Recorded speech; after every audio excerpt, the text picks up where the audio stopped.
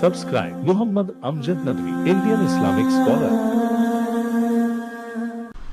أعوذ بالله من الشيطان الرجيم بسم الله الرحمن الرحيم ولو شئنا لآتينا كل نفس هداها ولكن حق القول مني لأملأن جهنم من الجنة والناس أجمعين فذوقوا بما نسيتم لقاء يومكم هذا إنا نسيناكم وذوقوا عذاب الخلد بما كنتم تعملون إنما يؤمن بآياتنا الذين إذا ذكروا بها خروا سجدا وسبحوا بحمد ربهم وهم لا يستكبرون.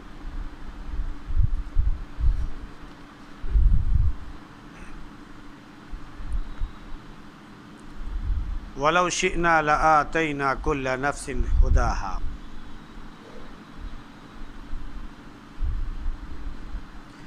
اگر ہم چاہتے تو ہر ایک نفس کو اس کی راہ سجھا دیتے، لیکن میری جانب سے بات بالکل ٹھیک ہو چکی ہے کہ میں ضرور جنوں اور تمام لوگوں سے جہنم کو بھر دوں گا. تو تم چکھو اس چیز کے نتیجے میں جو تم آج کے اس دن کی ملاقات کو بھول گئے تھے. ہم تمہیں بھول گئے تو تم ہمیشہ کا عذاب کا مزہ چکھو اپنے کرتوتوں کی بدولت. ہماری آیتوں پر ایمان وہ لوگ رکھتے ہیں جب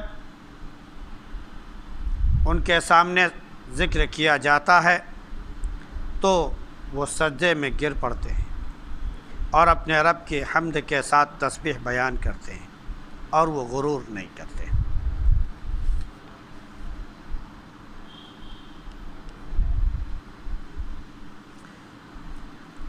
گزشتہ آیات میں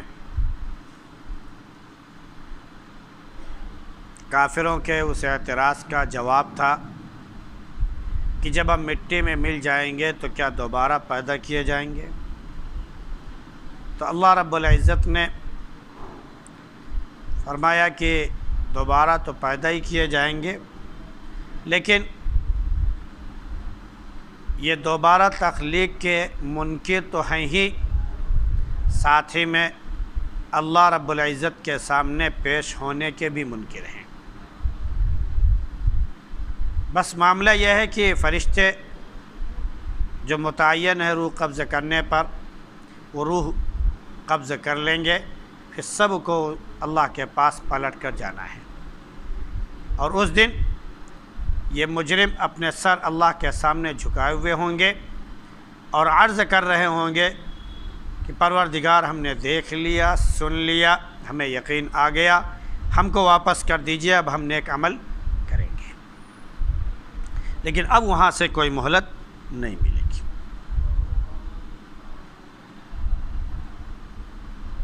آگے ذکر کرنے سے پہلے ایک بات یہ عرض کرنا چاہتا ہوں کہ آج کے یہ جو آیتیں تلاوت کی گئی ہیں اس میں ایک آیت سجدے کی ہے، لہذا فارغ ہونے کے بعد سب لوگ ایک ایک سجدہ کر لیں گے. اب اس کا جواب جو کافروں کا تھا کہ ہم مرنے کے بعد نہیں اٹھائے جائیں گے اور وہ آخرت کے منکر تھے، اللہ رب العزت نے دے دیا. اور مزید یہ بھی ارشاد فرما دیا کہ اگر ہم چاہتے تو تمام انسانوں کو، تمام نفس کو، تمام لوگوں کو بالکل ہدایت کی راہ دکھا دیتے، لیکن یہ حکمت اور مصلحت کے خلاف ہے. حکمت اور مصلحت کے خلاف ہے کہ تمام لوگوں کو وہ مقام اور مرتبہ ملے. دنیا کا بھی عجیب اصول ہے کہ جو پوسٹ ہوتی ہیں جو آدمی اس کا حقدار ہوتا ہے اور اس فن کا وہ ماہر ہوتا ہے، وہ تعلیم اس نے حاصل کی ہے، اسے ہی وہ مقام دیا جاتا ہے۔ اگر سب کو وہی مقام دیا جانے لگتا تو نظام بالکل درہم اور برہم ہو جاتا۔ مثال کے طور پر جج وہی بنے گا جس نے قانون کی پڑھائی کی ہے،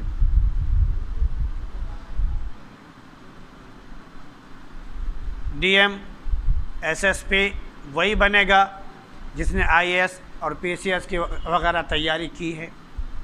ہر ایک کو نہیں بنایا جاتا۔ وزیر اعظم وہی بنے گا جو لوگوں میں آ کر ووٹ حاصل کر کے اور اپنا اس نے رتبہ بنا لیا ہو، ہر ایک کو نہیں بنایا جائے گا۔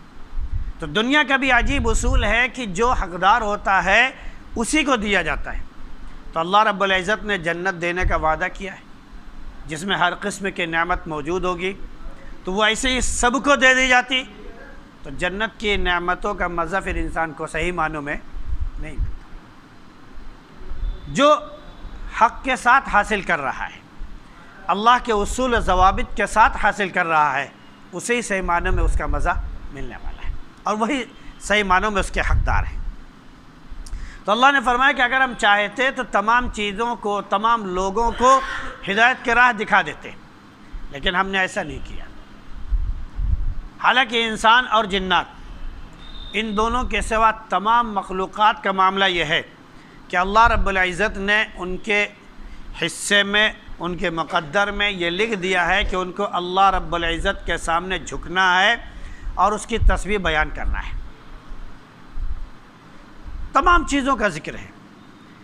ایک جگہ ارشاد ہے وَلِلَّهِ يَسْجُدُ مَا فِي السَّمَاوَاتِ وَمَا فِي الْأَرْضِ، زمین آسمان میں جو چیزیں ہیں سب اللہ کی تسبیح بیان کرتی ہیں۔ ایک جگہ ہے سَبَّحَ لِلَّهِ مَا فِي السَّمَاوَاتِ وَمَا فِي الْأَرْضِ، کہ جو چیزیں ہیں زمین آسمان میں سب نے اللہ کی تسبیح بیان کی ہے۔ کہیں پر ہے کہ سورج اللہ کو سجدہ کر رہا ہے، چاند اللہ کو سجدہ کر رہا ہے، تم جو ہے سورج اور چاند کو سجدہ مت کرو بلکہ اس اللہ کو سجدہ کرو جس نے انہیں پیدا کیا، وغیرہ وغیرہ۔ تو اس طرح مختلف اعتبار سے دنیا کی تمام کہانیاں اللہ نے بتا دی، یہاں تک کہ درخت، پیڑ پودے، نباتات وغیرہ بھی جو ہیں یہ بھی اللہ کو سجدہ کرتے ہیں۔ وَالنَّجْمُ وَالشَّجَرُ يَسْجُدَانِ، اگر نجم سے مراد ستارہ لیا جائے، جو نجم کے معنی آتے ہیں، تو نجم سے اگر مراد ستارہ لیا جائے تو ستارے بھی سجدہ کرتے ہیں۔ جب سورج چاند سجدہ کر رہے ہیں تو ستارے کیوں نہیں کریں گے؟ اور اگر شجر کے مقابلے میں اس کو وہ لفظ نجم کو رکھا جائے تو پیڑ پودے، تو شجر جو ہے وہ پیڑ ہے، اس کے علاوہ جو دیگر چھوٹے چھوٹے پودے اگتے ہیں اناج کے اور پھول پودوں کے وغیرہ وغیرہ، تو وہ سب جو ہیں وہ پودے ہیں، تو یہ بھی اللہ کو سجدہ کرتے ہیں۔ تو ساری چیزیں اللہ کو کیا کر رہی ہیں؟ سجدہ کر رہی ہیں اور اللہ کے آگے جھک رہی ہیں۔ یہاں تک کہ ایک جگہ ارشاد ہے کہ اگر اللہ رب العزت حکم دے فرشتوں کیا بولتے ہیں کہ آسمان اور زمین کو کہ تم ہمارے سامنے آؤ، تو یہ بھی کہیں گے آتینا طائعین، ہم جو ہے مطیع فرما بردار ہو کر تیری خدمت میں حاضر ہیں۔ تو یہ ہر جگہ ہر چیز کے عبادت کا اور اس کی تسبیح کا ذکر ہے۔ ایک جگہ ارشاد ہے کہ وَإِن مِّن شَيْءٍ إِلَّا يُسَبِّحُ بِحَمْدِهِ وَلَكِن لَّا تَفْقَهُونَ تَسْبِيحَهُمْ، کوئی چیز ایسی نہیں ہے جو اللہ کی حمد اور تسبیح بیان نہ کرتی ہو، بس فرق کیا ہے، معاملہ کیا ہے کہ تم ان کی تسبیح نہیں سمجھ سکتے۔ تو یہ اللہ رب العزت نے جگہ جگہ بیان کر دیا، لیکن انسان کو اختیار دیا ہے کہ جی چاہے تو اللہ کی تسبیح بیان کرے، اللہ کا ذکر بیان کرے، نہ جی چاہے مرضی اس کی۔ اللہ نے دونوں راستے دکھا دیے اور بتا دیے کہ یہ شیطان کا راستہ ہے اور یہ اللہ کا راستہ ہے۔ اگر صحیح راستہ اختیار کرو گے تو جنت، اور اگر شیطان کا راستہ اختیار کرو گے تو اس کے ساتھ جہنم میں جاؤ گے، کیونکہ اللہ رب العزت نے وعدہ کر لیا ہے کہ اللہ نے کیا بولتے ہیں کہ شیطان سے کہا تھا، جب اس نے کہا تھا اس وقت جب اللہ نے اس کو حکم دیا تھا اور تمام فرشتوں کو حکم دیا تھا کہ آدم کو سجدہ کرو، تو شیطان نے کہا تھا کہ ہم سجدہ نہیں کریں گے آدم کو۔ خلقتنی من نار وخلقتہ من طین، ہم اس کو سجدہ کیسے کریں؟ آپ نے ہم کو آگ سے پیدا کیا اور آدم کو آپ نے مٹی سے پیدا کیا، میں آگ ہو کر مٹی کو سجدہ کروں؟ یہ نہیں ہو سکتا ہے۔ تو اللہ نے اسے دھتکار دیا تھا، اس کے اوپر ناراضگی کا اظہار فرمایا، اسے ملعون قرار دے دیا۔ تو اس وقت اس نے مہلت مانگی تھی کہ مجھے قیامت تک کی مہلت دی جائے۔ اللہ نے کہا مہلت دے دی جاتی ہے۔ جب اللہ کی طرف سے یہ مہلت اس کو مل گئی، اللہ کا وعدہ بالکل برحق کہ شیطان کو، ابلیس کو ہمیشہ ہمیشہ کے لیے مہلت مل گئی ہے قیامت تک کے لیے، تو اس نے کہا لأغوینہم اجمعین، ہم تیرے جتنے بھی بندے ہیں سب کو گمراہ کر کے رہیں گے، الا عبادک منہم المخلصین، ہاں مگر تیرے وہ بندے جو ان میں سے نیک اور مخلص ہیں، ان پر میرا کوئی کس بس نہیں چلنے والا، ان پر میرا کوئی زور زبردستی یا ان کے اوپر میرا کوئی داؤ پیچ نہیں چلنے والا، ان کو ہم نہیں گمراہ کر سکتے۔ تو اللہ نے فرمایا کہ وہ میرے نیک بندے ہیں، ان کے لیے میرے لیے یہ انعام ہے، اور ہاں جو تمہاری بات مانیں گے ان سب سے ہم جہنم کو بھر دیں گے۔ اسی کا ذکر یہاں رہا ہے لَأَمْلَأَنَّ جَهَنَّمَ مِنَ الْجِنَّةِ وَالنَّاسِ أَجْمَعِينَ، کہ ہم جو ہے جناتوں اور لوگوں سے جہنم کو بھر دیں گے۔ یہ تقدیر میں گویا لکھا جا چکا ہے کہ کون جنتی ہے اور کون جہنمی ہے۔ اللہ رب العزت نے جب مٹی منگائی فرشتوں سے، تو جب انسان کی تخلیق کی اور یہ چیونٹیوں کے سر کے بقدر تھے مانند، تو جب ان کو ایک مٹھی مٹی لے کر دائیں طرف پھینکا، کہا یہ سب جنتی ہیں، مجھے اس کی کوئی پرواہ نہیں کہ جنت میں جائیں گے۔ پھر ایک مٹھی مٹی لی اور ادھر پھینکا بائیں طرف، کہا یہ سب جہنمی ہے، مجھے اس کی کوئی پرواہ نہیں کہ جہنم میں جا رہے ہیں۔ تو جو دائیں طرف پھینکے گئے وہ جنتی، جو بائیں طرف پھینکے گئے وہ جہنمی۔ ہمیں سے آپ کو میں سے کسی کو نہیں معلوم کہ کس کی مٹی کدھر پھینکی گئی ہے، بائیں طرف پھینکی گئی ہے ہماری یا دائیں طرف پھینکی گئی ہے۔ ہم بائیں طرف والوں میں شامل ہیں یا دائیں طرف والوں میں شامل ہیں۔ ہاں اللہ نے تھوڑا سے اس کے آثار، اس کے نشانیاں دکھا دی ہیں کہ جنتی لوگ نیک عمل کرنے والے ہوتے ہیں، برائیوں سے بچنے والے ہوتے ہیں، تقوی اختیار کرنے والے ہوتے ہیں اور ہمیشہ اسی پر قائم رہنے والے ہوتے ہیں، پھر ایمان پر ان کا خاتمہ ہوتا ہے، وہ جنتی ہے۔ اب اس کو ہمیں ثابت کرنا ہے کہ ہم جنتی بن سکتے ہیں یا نہیں، یا ہم جہنمی لوگوں میں سے۔ اگر ہم یہ ڈھنڈورا پیٹنے لگے کہ جب اللہ نے مقدر میں لکھ ہی دیا ہے، نماز پڑھنے سے کیا فائدہ، جنت ملنا ہوگا مل جائے گی، روزہ رکھنے سے کیا فائدہ، جنت ملنا ہوگا مل جائے گی، قرآن پڑھنے سے کیا فائدہ، جنت ملنا ہوگا مل جائے گی۔ تو اگر آپ صرف اسی تقدیر پر آپ بیٹھے ہوئے ہیں اور تمام نیکیاں آپ چھوڑ بیٹھے ہیں، تو پھر بھائی اگر آخرت میں آپ کے ساتھ وہ معاملہ ہو جو شیطان کے ساتھ ہونے والا ہے، تو وہاں پر نہ روئیے گا کہ ہم جو ہے جہنم میں پھینک دیے گئے، کیونکہ وہ تمہارا مقدر ہے۔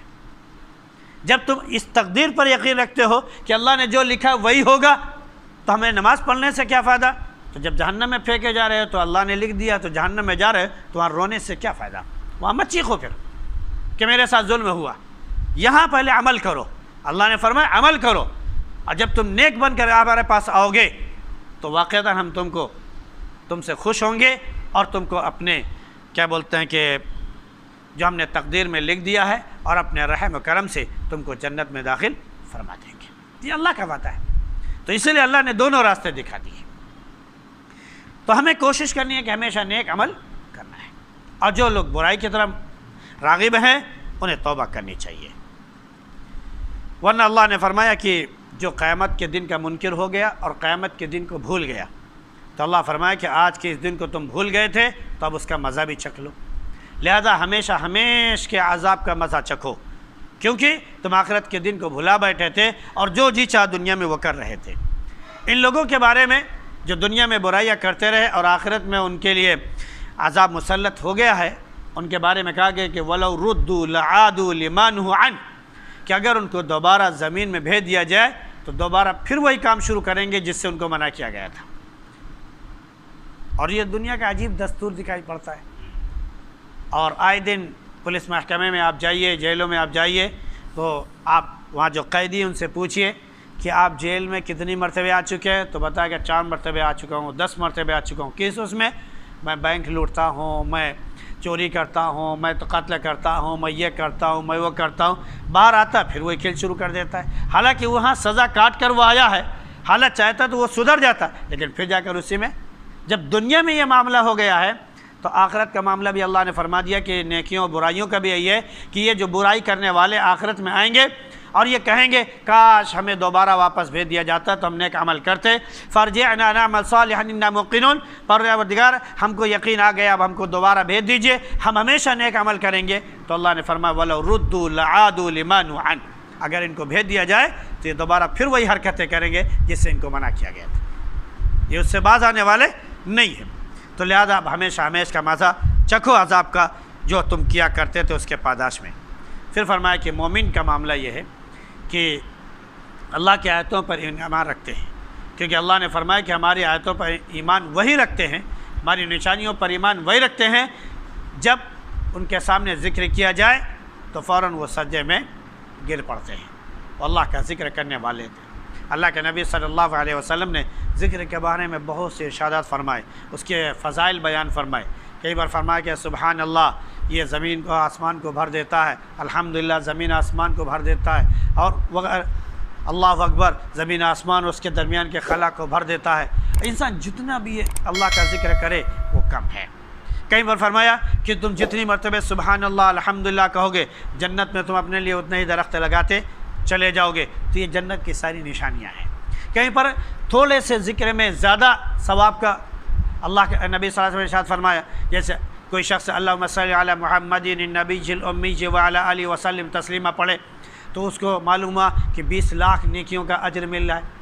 کہیں پر اللہ کے نبی صلی اللہ علیہ وسلم نے کسی صحابیہ کو جن کو دیکھا کہ مستقل صبح سے دوپہر تک ایک ہی ذکر میں مشغول ہیں اور کھجور کی گٹھلیاں لیے ہوئے وہ اللہ اللہ ذکر کر رہی ہیں، اللہ کے نبی صلی اللہ علیہ وسلم کے سامنے ذرا سا ذکر فرمایا کہ تم اس طرح دعا کیا کرو، اس طرح ذکر کرو، سبحان اللہ عدد خلقی ومداد کلماتی وزینت عرشی، اس طرح کے الفاظ آپ نے فرمائے۔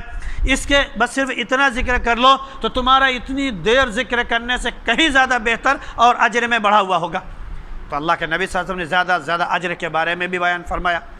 تو ذکر سے اللہ رب العزت کی حضوری اور اللہ رب العزت کا خوف اور اس کی محبت پیدا ہوتی ہے۔ تو مومن کا معاملہ یہ ہے کہ جب ذکر کیا جاتا ہے تو سجدے میں گر پڑتا ہے، اور سجدہ جو ہے یہ سب سے بڑی نشانی ہے کہ اللہ کے سامنے اس نے اپنے آپ کو ذلیل اور رسوا کر کے پیش کر دیا۔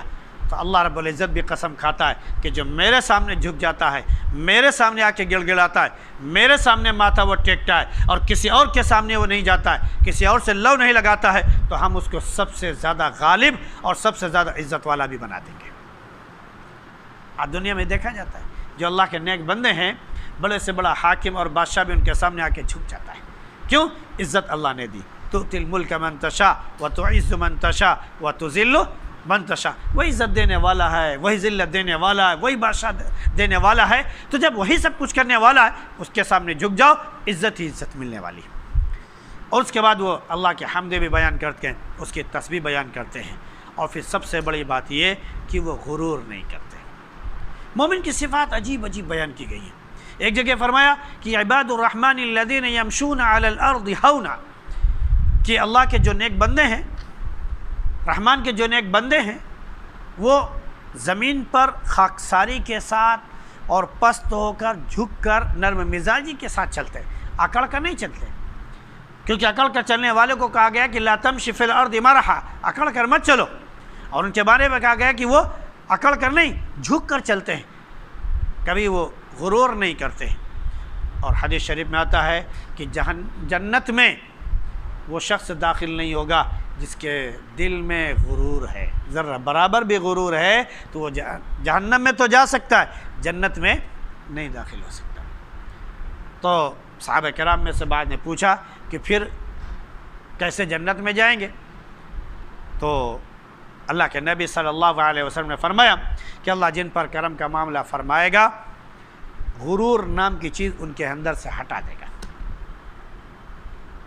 ان کے اندر سے ہٹا جائے گا، اور پھر وہ جنت میں جو ہے غرور، حسد، جلن، کینہ، یا آپس میں ایک دوسرے کے خلاف خلش، یہ ساری چیزیں نہیں ہوں گی. وہاں صرف محبت ہی محبت، رافت ہی رافت، ایک دوسرے کے ساتھ الفت انسیت، بس یہی چیز ہوگی. وہاں پر ذرہ برابر بھی نفرت، بغض، عداوت، ان تمام چیزوں کا گزر نہیں.